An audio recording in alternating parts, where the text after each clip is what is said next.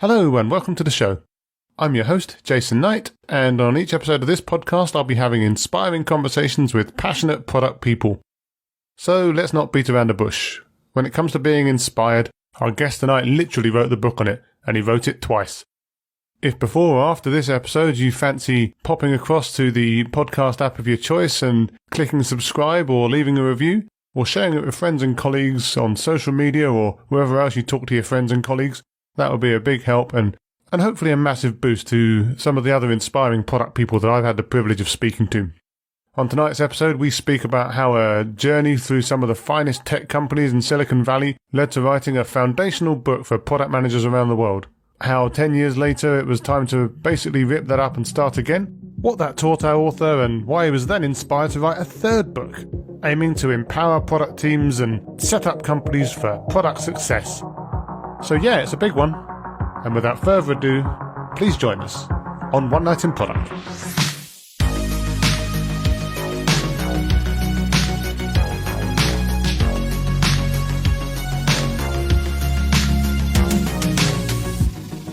So my guest tonight is Marty Cagan. Marty's a renowned author, blogger, speaker, advocate for and champion of effective product management and founder of the Silicon Valley Product Group. Marty earned his place on the Mount Rushmore of product management by writing Inspired, the product manager's equivalent of the White Album, a guidebook to help teams build products that customers love. Now he's back with his new book, Empowered, aiming to build companies who build teams who build products that customers love. Hi Marty, how are you tonight? I'm good, Jason. Thanks very much. No problem, thank you. So there's a lot to cover, but first up, Empowered has been out for a couple of months now. I think it came out in December last year. Right. I've read it myself, obviously thought it was great. Lots of other people giving it loads of glowing reviews as well, but now it's done. How long do you get to bask in the afterglow of a book well released? Do you get any glow out of that, or is it straight back to work, back to the grindstone? They are big projects. This one was 2 years, and my real effort on that finished about 4 or 5 months, 6 months ago. It takes the publisher about 6 months to take a completed manuscript and get it on, in warehouses for Amazon, stuff like that. So I've been looking forward to it actually hitting the shelves and getting out to people for a while. So no, it's good. And I have, it's such an intense project writing a book that you kind of put everything else on hold. And to be honest, I took advantage of the pandemic. It wasn't even supposed to be done for several more months, but when you have nothing else to do, you can write a lot. So there you go. If we can thank COVID for anything, it's for freeing your schedule up so that you can get your writing done. Yes. Did you have to set like a word target per day? I've definitely spoken to some authors in the past that find the writing kind of tough and they have to set really tough targets for themselves. Are you like that, or does it just kind of flow out of the pen or the typewriter or the keyboard? No, you have to work at it. I've been, even before the books, I've been writing pretty consistently, trying to make myself publish short articles at least every week or two. And I've been doing that for like 16, 17 years. So that helps develop the muscle. But in fact, almost all my articles are hope to be chapters in a book one day. If, I kind of use the tools of the trade. So I publish these articles, and if the article resonates with people and I get good feedback, then it's a candidate for the book. If not, it's either iterated on or I just that didn't work, and I discard that. So you're such a product manager that you're even testing and learning chapters of your book. I think that's absolutely fantastic example. And actually, I think it's about as purest form of MVP as you can do when you have a concept and you publish an article. It really does help you get a sense of whether people consider it's valuable, whether they can follow the argument, what areas did you not cover. You get that feedback, and then you can incorporate into, more of a real draft, a real chapter draft, everything you've learned. So that's a good way to go. That's really cool. We'll talk a bit more about the book in a minute. But before that, you've, for want of a better phrase, you've been around the block a few times in product management terms. To paraphrase Blade Runner, you've probably seen things we wouldn't believe. You started out as an engineer at HP. You founded a startup that was acquired by IBM. You were VP of Platform and Tools at Netscape. You were SVP of Product and Design at eBay. So, that in itself is a pretty solid resume that people could look back on with pride. But then in 2002, you decide, scratch that. I'm going to start a product consultancy, and I'm going to start telling people how to do product properly. What made you do that? Yeah, it was more, I wanted to write after eBay. And so I did start writing, and I started getting phone calls, honestly, like within a week. I started getting calls from friends because in the early, this is really early in the internet. Netscape was the original internet company. And so I had friends that were either at Netscape or eBay, and they would go join a company, early Google, early Amazon, a few years later, early Facebook, early Salesforce. And they would call and say, hey, remember what we did? Remember how you shared all this stuff with the team? Do you think you could just come on by just informally? And I was doing this I love startups. I have a lot of friends that I really admire. And so I started doing that. So it's more that I got backed into this idea of, maybe there's a need to share some of this with more people. Yeah, that makes a lot of sense. And I was going to ask why you, after blogging for a bit, decided to actually write a book, but I think that pretty much answers that question. Was it very much that you just felt the need to get as much down in one place as possible and share it with as many people? Was that really the motivation behind version 1 of Inspired? Yeah, it was the book. The desire for a book is actually what got me into blogging. I made the classic mistake on this is the first book I did. I've published 3. The first book was the first edition of Inspired. Yeah. And I made the mistake of just writing it like I thought people write books. And, and the result was it was terrible. And, I had a trusted product person who agreed with me it was terrible. I knew it was even when I asked him to read it. And so I'm like, okay, well, this was a dumb way to write a book. And so I said, well, okay, let's break it down. What are the individual topics that I want to talk about? And then I created the blog. And early on, really, 17, 18 years ago, there was like 20 people reading the newsletter. It was nothing, just a few people I knew. I didn't market it ever. But it didn't take long before it spread. And, pretty soon I had thousands of people reading the article, which isn't that many, really. It's not that hard to get. And I was getting real feedback in like usually within 24 hours. I was getting great feedback from a range of product people. So I felt like now I had the mechanism in place that would let me work out these ideas and get them to the point where they are solid. Yeah. So you said obviously you were getting quite good traction on the posts, but obviously Inspired, version 1 of Inspired took off and blew up quite a lot. It was a very popular book. Yeah. It feels like that was something that you probably expected at the time based on the feedback from the blog, or is that something that surpassed your expectations? Well, I mean, in truth, all 3 books have surpassed my expectations, partly because I didn't really know there were that many people in the world that cared about this stuff. But that said, I do feel like, I've always believed and argued that if you do your homework as a product person, you can make sure your product is at least a solid product. You don't know it's going to be a huge success, but you could make sure it's a solid product. And I felt like I knew how to do that. I would make sure. So the first thing I do is, I send each article out into a pretty broad group of people and I get feedback that way. But then I go further too. If it's once you actually weave these narratives together, into a coherent, arc, something like a book, then I have a set of people that I have learned to trust over the years that I think are super smart people that they've never hesitated to tell me when an idea is bad. You learn over time which ones are just, too nice to tell you the truth, what they really think, and which ones could care less what I think.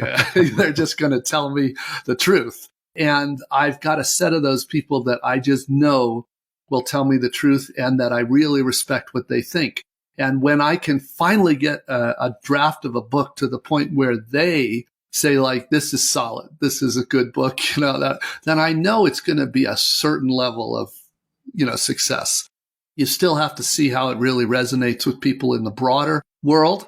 But I feel like that is if these are just the good techniques that any good product team, I think, would use.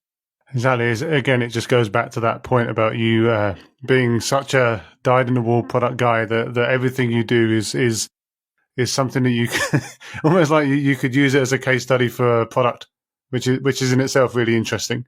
You walk the walk, right? You don't just talk the talk. Yeah, I think so. Even though a book is a little different, it doesn't have that technology layer that tech products have. Yeah, not yet. But I'm with you. The Kindle especially does some really cool things. But you then came out with the second edition, and that was pretty recent, I think, like 2017. Exactly. In the intro to that, you said that you planned to do a little bit of housekeeping, a bit of an update, but it seems like you ended up half rewriting the book in the end. No, 100%. 100%. There wasn't a single page from the original edition. So I was going to say, because I did a little bit of digging and I found the contents of V1, and I was going to say how different it looked. And it even, if I remember rightly, had a chapter called Succeeding with Waterfall. Did you consider calling the book something different? Or did you feel that the central message was similar enough, even if the execution was different, that it was still basically the same book? Well, technically, there's a dumb little story. The subtitle has one word different. It was actually the publisher that convinced me it's 10 years, it's time to do another edition. And so that's just kind of, if you have a book that's done pretty well, doing a new edition at least once every 10 years is pretty normal. But the publisher suggested adding in tech. So the word, it used to be how to create products customers love. And he argued it should be how to create tech products customers love. So that is the one little difference in there. And in fairness, his argument was there were a few people that read the original edition of Inspired and didn't somehow know it was for tech people. And so they were like, I have no idea what this guy was talking about. So there were a few people like that. So his idea was, well, this will be much more clear. It's all about tech products. This feels a little bit like the Google A/B experiments where, the classic, we changed the color to blue of the button and now everyone's clicking it more or something like that. It's, again, just that in book form. But is there anything in book one that you would actually still recommend people look at, or does book two completely supersede book one? Well, the first edition, honestly, it's still, a lot of people still have, that's the one they read. It's not printed anymore, but I find there are still copies and people will read it. And actually, there's nothing in the first edition that I wouldn't say is still relevant. It's just old, and I think there are better ways to describe it. And in truth, there's one technique I talked about in the first edition that I don't recommend it unless a company is really dysfunctional. And then I think it's helpful. It was a technique called the product council. So I didn't talk about that in the second edition, but really the second edition, it still talks about how do product teams solve hard problems in ways customers love, works for the business. It's just that, realize that the first edition was written. It was before lean startup was a thing. It was before Agile was very common. And so I had to describe those concepts before, but after that, when the second edition was written, those things were common knowledge. There was no reason to describe those. I could go further and talk about what's beyond lean and agile. Yeah, no, that makes a lot of sense. And certainly I read the second one and sounds like I probably won't read the first one. No offense, but No, there's no reason to, for sure. The second one is meant to subsume the first. So it's just that it's still true. If you read the first one, I think you'd be a little surprised at how little has changed in our industry, really. So one thing I am curious about, actually, given Inspired's place, in a product manager's bookshelf, is, of course, when you started out doing all this stuff, there wasn't an Inspired because you hadn't written it yet. So what inspired you, and how did you start to get good at product? Was it just trial and error, or did you have any kind of sources of truth you went to, or mentors, or how did that pan out? Well, I mean, I was to be honest, though, the one word answer is luck. Because I was at a lot of the techniques that we call lean startup today were born at Netscape. Not that there were brilliant people at Netscape, like Ben Horowitz that was there, and he was one I learned a lot from around product, but several others too. But we were right on the leading edge of this change to this internet-based way of working. And so a lot of the techniques were born there, and I was able to learn as we went. And so that was luck. But even before, I really learned product at HP. There was a guy who taught me the principles of product. And this is where, this is the truth, I think, is that the techniques have changed radically, but the principles haven't changed much at all. And so, and honestly, I don't anticipate the principles changing much. So I was lucky that I learned those principles from somebody who had a really impressive track record of consistent innovation. And he taught me those principles. So whenever a new technique comes out, I learn the technique and I'm interested, is that something I think is relevant? When would it be relevant? When wouldn't it be relevant? And, I love trying techniques, and when they work, which is not, that's once in a while, they work well, then I like to share them with people. So we should be very glad that you didn't, for example, start working at Kodak or something like that, because it could have been a very different book. That's right. That's where the luck comes in, man, right? Totally. Netscape, right place, right time. It was an amazing place to be. Now, you spent all that time rewriting Inspired. It comes out. It inspires a new generation of PMs. Empowered then comes out, as you say, a couple of years later. Took some time to write. Did you get any break at all, or did you just go straight into that book after you did the rewrite of Inspired? What actually happened was, so I finished the rewrite of Inspired, and it came out, and actually it was great because the publisher, the one I went with the second edition, Wiley, has really a global reach, and they brought the book into parts of the world I'd never talked to teams in. And that was great, seeing it spread. But what happened was many teams in parts of the world, but I want to be clear, this was also true in San Francisco. Many teams found Inspired and they said, this is absolutely how they want to work. But what I started hearing from these teams is their management wasn't letting them work this way. Yeah. And that took about a year for me to sort of see this. It exposed what it really did. And the second edition of Inspired exposed when you had leaders that really didn't understand modern product companies. And so I knew right away we had a problem. I started writing a lot more articles aimed at leaders. and then I realized, okay, it's not just a little, this is a big challenges. Inspired was aimed at teams, product teams, but Empowered was aimed at leaders of engineering, design, and product management. And I realized that was at least as big a problem. And in fact, it turned out to be an even bigger book because there's that much to talk about. Yeah, I was going to say, so my gut feeling would be that any quote unquote proper product leader, to some extent, maybe less so depending on the company, engineering leaders and design leaders, but you'd imagine that a product leader, someone who's actually a product leader, would probably already think most of the things that you're saying in this book are what they want to do. And to your point, that they can't do them because of something wrong with the organization. So do you think that an ideal audience for this book isn't so much the product leaders, although they'll obviously find a lot to love in it, but also the product leaders' bosses? Well, it's intended for both. But, the thing is, there are actually a lot of good books for the product leaders' bosses, the CEO.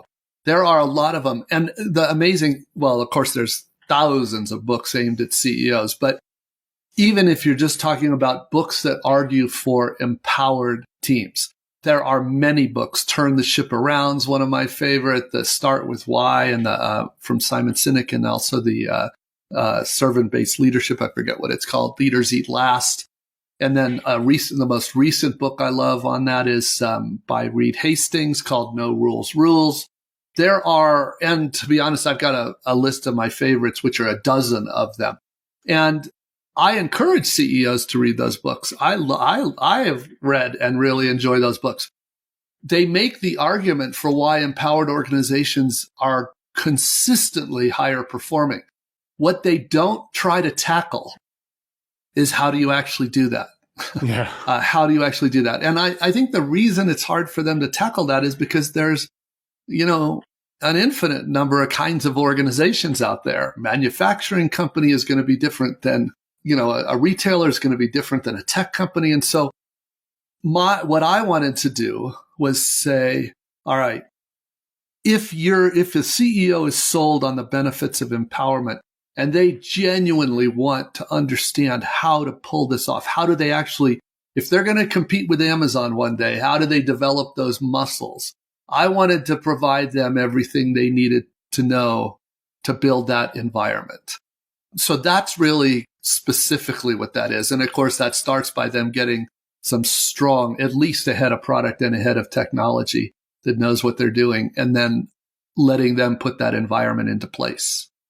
Yeah, and I think it's interesting because there are a few different topics on that in the book, and I definitely don't want to take them all on because it'll take all day, and also I don't want to ruin people's experience of the book. But if we just kind of go through a handful of them, one thing that goes across both books really is the importance of refocusing companies on being very, very product-centric and therefore very customer-centric, removing your own biases, focusing, all the classic stuff, focusing on the problem, not a solution, and to the title of the book, empowering teams to find problems and solve them.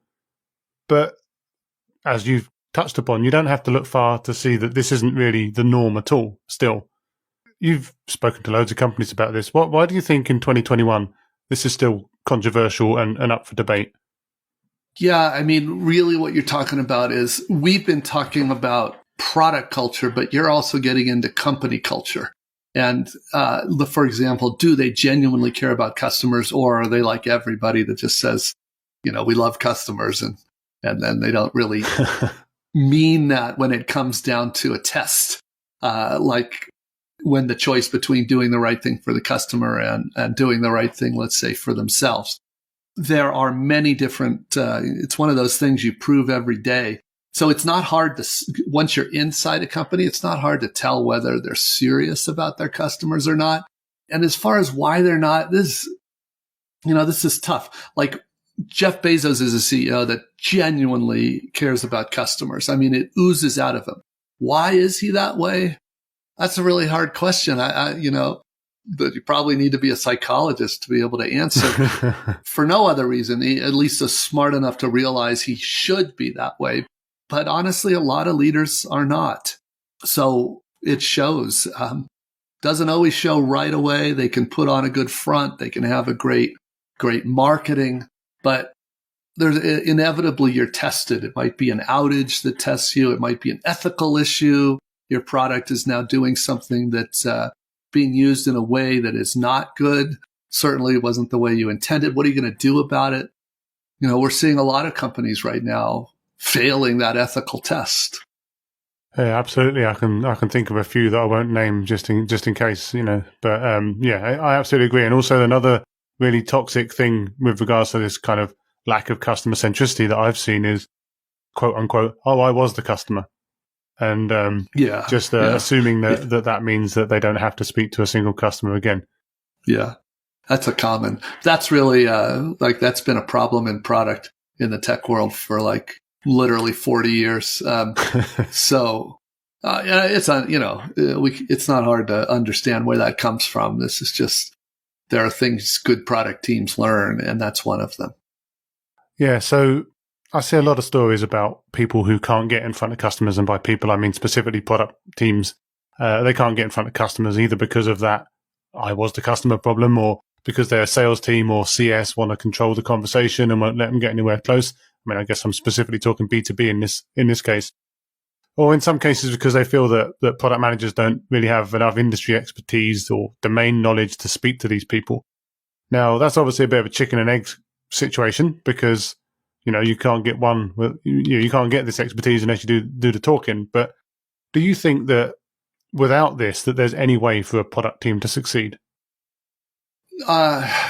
I really don't. In fact, there's been very few times that I actually have recommended to somebody that they need to find a different company to work for.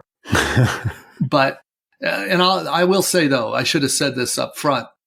I have very rarely run into that. There are often salespeople that say, "Oh, I don't want you in front of customers." That's not a surprise. They feel real protective over their accounts, but a quick conversation with the CEO almost always fixes that immediately, or even with the head of sales. It's not that hard to understand. But occasionally you get a CEO that doesn't believe that this is important. And when I say occasionally, I'm talking like literally in my experience, maybe 1 in 1,000, 1 in several thousand. So very rare.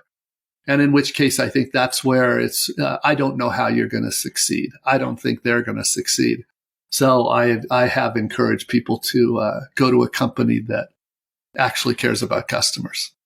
I saw a tweet recently that said life's too short to work for a company that doesn't get product. How long do you think a good, ambitious product manager or product leader should stay at a company that just doesn't get it? Well, there's different levels. If you have personally confirmed that the CEO is anti-customer, then I would leave. If you have personally believed that your company is not an ethical company, I would leave. I have been encouraging friends at Facebook to leave Facebook for several years now. Fortunately, many have. I wish all the rest of them would go too.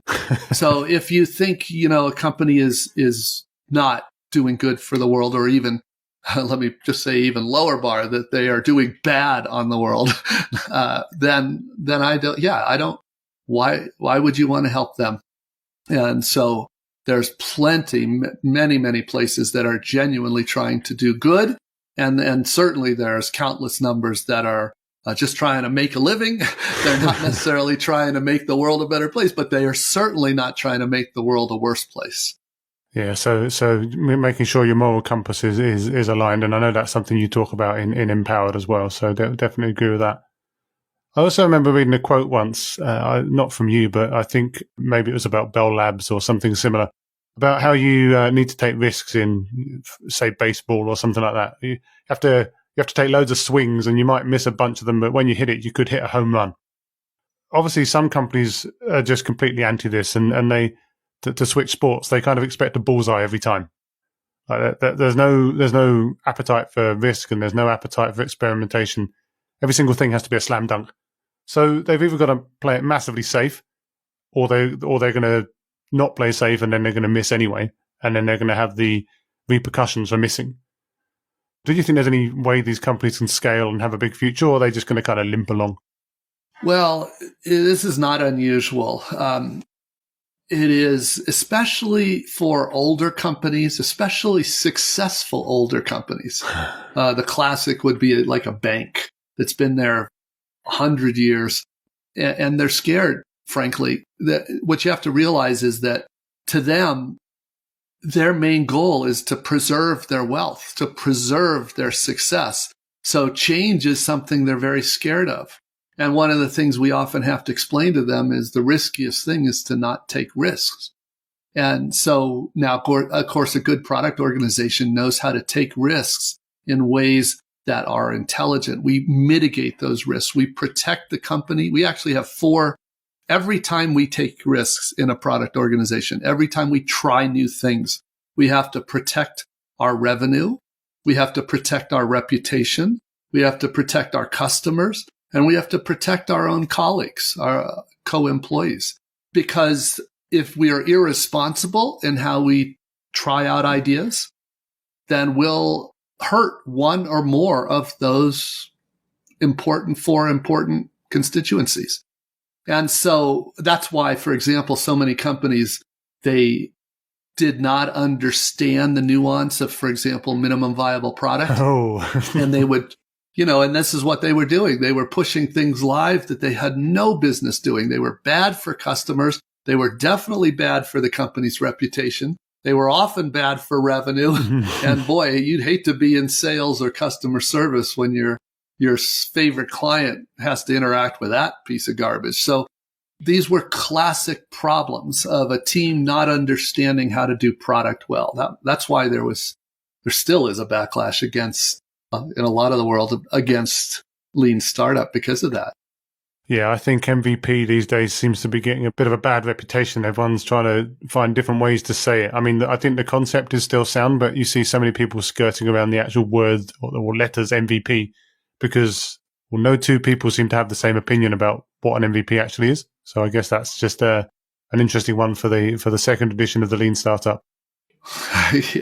Yeah. I mean, it was, unfortunately, it confused a lot of people, but the concept is a very important concept. It's just that, this is the thing about, we've always had problems in our industry of people understanding the concepts. So I'm now thinking back to a time and a real conversation I had with an actual person, a real leader of a real company on a journey from being more of a professional services firm, very sales-led and creaking under the weight of doing specials all the time and struggling to make real product progress. And I was speaking to this person, and I tried to persuade them of some of the benefits of, basically product thinking and some of the stuff that will be very familiar from your book, some of the stuff that will be familiar from other people's books and every single blog post you see on Medium these days. And to paraphrase the answer, it was more or less, that's just idealistic book stuff. That wouldn't work for our business. Now, I'm just some guy, but you're Marty Cagan. If that person was here right now, what would you say to them? Well, I mean, I would say you don't have to take anybody's word for it. Just look at the most successful companies in the world, whether you're talking Netflix, like we were saying, or Amazon, or Apple, or Google, or Spotify, or Slack, or Salesforce.com, or Airbnb. Just look at, and then look at their valuation. Look at their valuation. I mean, literally, we're talking about the most valuable companies in the world, Tesla, and then say, do you think it makes sense to consider how they are working and if it might be different than how you're working? And my view is you either learn to work like that, or you will be disrupted by a company that works like that. I guess the follow-on question from that would be, do we feel that there are any kinds of companies, any industries that just aren't going to be able to change to the degree that they would have to be successful product companies? Or can anyone do it? They just need to try and put the effort in. That'd be hard to say. I do say, even in the best of situations, the change we're talking about is really hard. So, for example, if a major branch of the government or a major branch of the military genuinely wanted to change, could they? I don't know. That is really, really hard. There are so many things built in institutionally that would need to change. And so, until I could say I've seen it done, here's a good example, I would be hesitant. So I don't know the answer. It's hard to say, could anybody change? I do think most companies could absolutely change. And the main key is the CEO. They have to get religion. If they do, most of the time it is absolutely doable. Even though it's still hard, it's doable. And there are plenty of success stories, and especially nice to see those CEOs have been very rewarded by the financial markets when they do succeed in changing. So it's not impossible for most companies, but would that apply to every company? I don't know. I'm not even convinced it's appropriate for every kind of company. Like, manufacturing companies are fundamentally very different than innovation-based companies. And you're in my world is the innovation-based world. So I'm not even sure if it's right for that world. And I've seen what happens when things from one world try to apply to other. There were processes around from the manufacturing world called Six Sigma. Many people have heard of that. And Six Sigma was actually very, very helpful in the manufacturing world, but it was unbelievably destructive in the tech innovation world. So, I'd be very hesitant. This is the same reason, a lot of agile religious fanatics like to say, well, all your teams in your company should be using agile. Your HR people, your marketing people, your exec teams. And I'm like, oh my God, just go away and stop.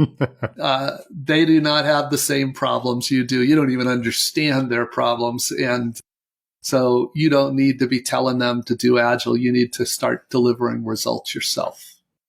Yeah, I do remember listening to Jeff Sutherland's audiobook about Scrum, and he was talking about how basically Scrum could be used for everything. So I'm assuming he'd disagree with you, but, maybe we'll get him on to... Well, there's two questions there. Can it be used for everything? Of course, it's a very simple project management process. And I think it's very appropriate, in fact, for our world. But should it be used for those other areas? That's a much more difficult question.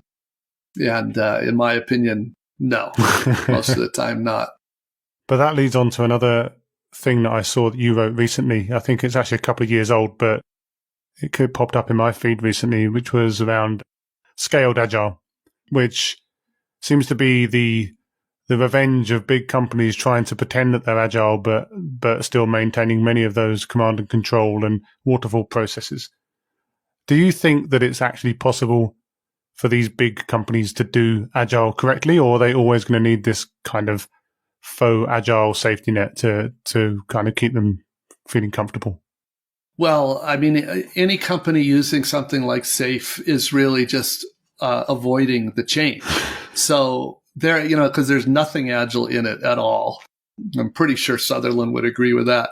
Nothing agile in it, and there should be. But so those are companies that don't want to change. That's what makes it so appealing to them. They can keep their command and control style and culture. But if a company does want to change, then it means leaving stuff like that. Absolutely, yeah. To be honest, I very rarely get past the diagram before, like the master plan safe diagram without wanting to just go and have a quiet lay down, because I just can't understand it. One thing I noticed in version 2 of Inspired, and also in Empowered as well, was you obviously have a bunch of leader profiles of different inspiring and, I guess, empowering product leaders, and they're all women. Now, that wouldn't have stuck out if they were all men. And that, of course, makes me feel bad about my own, latent misogyny. But also, it's something that's very clearly still a problem in the product and tech industry as a whole, is the number of barriers around sort of women in the workplace. I take it that was a conscious decision to amplify the voices of women leaders? Yeah, of course it was. Although I didn't have to work very hard to do it. I did. I see those biases in organizations all the time.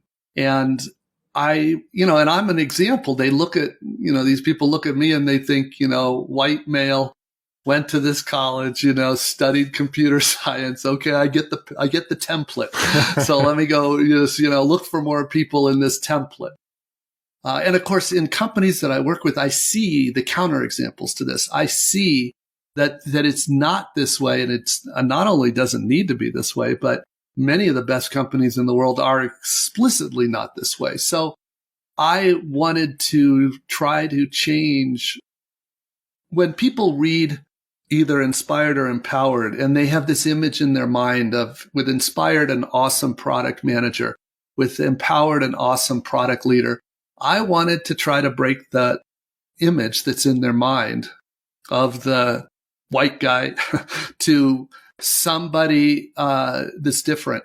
And I didn't want to do that fictionally. I wanted to do it for real. And these are amazing people that they should be well known. They really have they have done amazing things. They should be well known. The fanfare usually goes to the CEOs and the founders and stuff. And, most people couldn't even name one of the leaders behind a company. They could maybe name the CEO. Yeah, I think maybe to get to like Marissa Mayer or something like that, and then they run out. Yeah. So yeah, I completely agree. But do you think that companies are doing enough to promote diversity and inclusion that from the companies that you've seen, or do you think there's still? I mean, there's obviously still a long way to go, but do you feel that they're at least moving in the right direction? Most companies, no, not even close. And really, there's two arguments here. One is the ethical argument that is total, white privilege is baked into this system. And so there's an ethical argument that getting more people getting a fair shot. But then also the other argument I like to make is just the total self-serving argument. If you care about innovation, that's my world that I work in and your world, we are in innovation-based economy and technologies, then we know, and there's plenty of data on this, it's not just anecdotal anymore. We know that getting diversity of perspective on a product team, different educations, different cultures, different life experiences, significantly increases your chance of solving the hard problems that you need to solve. So just selfishly, it is a good thing for us to do. And so with a lot of teams, I know that's really their bigger motivation. They don't have any laws making them try to, get a better balance, but they do have the profit motive. And so they see the value of it in teams. And so I think those are the two big arguments for it. And I've been a convert for many years because I was lucky enough to work on some, this is one of the things I think that people don't talk about enough about one of the natural advantages of Silicon Valley is essentially nobody's from Silicon Valley. We are all imports from somewhere. And it's so common to sit down with a product team in Silicon Valley and there to be like somebody from China, somebody from Russia, somebody from Japan, somebody else from India, somebody from, and they're just like everything. And that people don't even think twice other than what they all had in common is they all wanted to get involved in tech. It came to sort of Mecca to do that. But not everybody realizes that it's that diversity of life experience that often is what we need to crack the code on the problems we're working on. So I've just been dialing that up. To me, it used to be you should keep an eye out for that diversity. It's really helpful. Now it's like to the hiring managers, get off your ass and go get the people who have these different perspectives and recruit them onto your team. Now that it does happen in the best hiring managers I know, but it doesn't happen generally. And so that's where I think we really need to change as an industry. We need hiring managers to step it up. The common problem with hiring managers think HR is supposed to do this somehow, which they can't do and won't do. The way this is fixed is the hiring manager taking this responsibility of building the right team personally. Absolutely. And also stepping away from the kind of nice sounding, but actually fairly toxic, if you think about it, idea of cultural fit. Because this whole idea that, they've got to fit into our culture. And it's like, you all have to be able to exist together at work. That in itself is clear. But so often you see cultural fit being used as a proxy for people that look just like me. Yeah. And I know that's not the intention, of course, of the people, but that's how I actually see it used. It is used to say, they mean, they even not only in many companies, they're like, these are the 4 schools we recruit out of. These are the programs they have to go to. These are the classes we want them to have taken.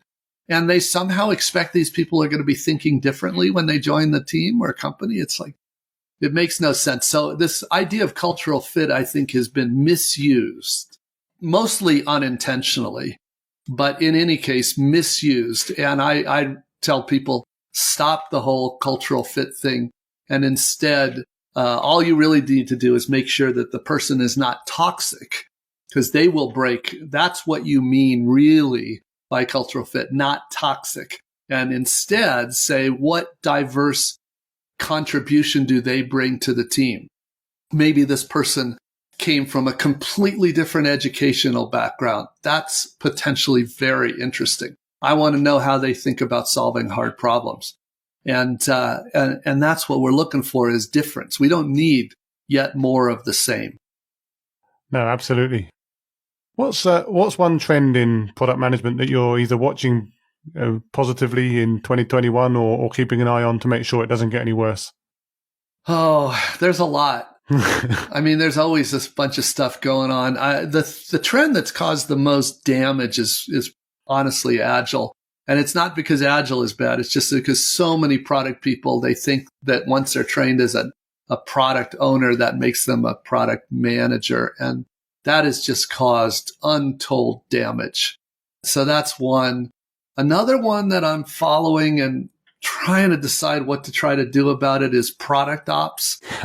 Product ops has, the real issue is that there are several different definitions of it. And some of them I think are very helpful as long as you're a decent sized company. And other ones are just another excuse for bad product. And so it's such a mess out there right now.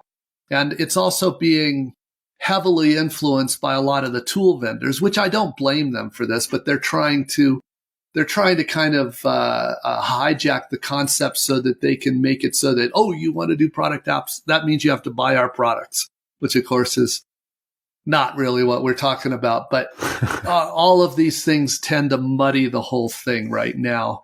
And in fact, when people ask me about it, I have to ask them what they're even talking about to see which bucket they're really in. And so I don't know whether to strongly encourage them or strongly discourage them, depending on what they're thinking. So, I don't know how that's going to play out. We'll have to see. This is probably the wrong time to say that my next episode is going to be about product ops. So, but again, maybe we can get a throwdown going on at some point. And what's next for you? What's next for the Marty Cagan machine? Is there a book 3 in the offing, or I guess technically book 4? Well, I have 2 partners that are working on books right now, one on product marketing and one on corporate transformation, digital transformation. So those are 2 popular topics. And, but as we've talked about, those are big projects. So I don't know when they'll actually be done, but I think those will hopefully fill some needs. I just keep, writing is not the major thing I do. It is something I do that helps me think through these things. But mostly I work with product organizations, and I'll continue doing that. So you're keeping yourself busy. That's the most important thing. Yeah. I did see Transformed is the book about the business transformation, and I think Loved is the marketing one as well. Exactly. So I'm definitely looking forward to seeing both of those. I feel almost silly for asking this, but I ask most of my guests this, and it feels like if we're going to have this chance to speak to you, then we should probably hear what the master says. The way that I usually frame this question, and it's not that appropriate in COVID times, is if you're at a barbecue and some random person somehow who, for some reason, has never heard of Marty Cagan, asks you what you do, and you say, I work for a consultancy helping companies with their product management. And they say, well, what the heck is product management? What's the Marty Cagan answer to that barbecue question? Yeah, that's a good question. Maybe it gives me a chance because I usually do. I am known for a lot of opinions about product management, but really what I care about is not product management. I care about product teams. Everything to me is about product teams. I have never seen a great product come from a product manager. I see them come from product teams. In fact, I think if I had to say the most important ingredient to a successful product team is the engineers. However, there's a lot that has been written about good engineering and a lot that's been written about good product design. But in my opinion, very little that's been written about good product management. So I end up spending a disproportionate amount of time on that product management part of the equation because it usually is the weakest link in most product teams and most product companies. The weakest link is product management.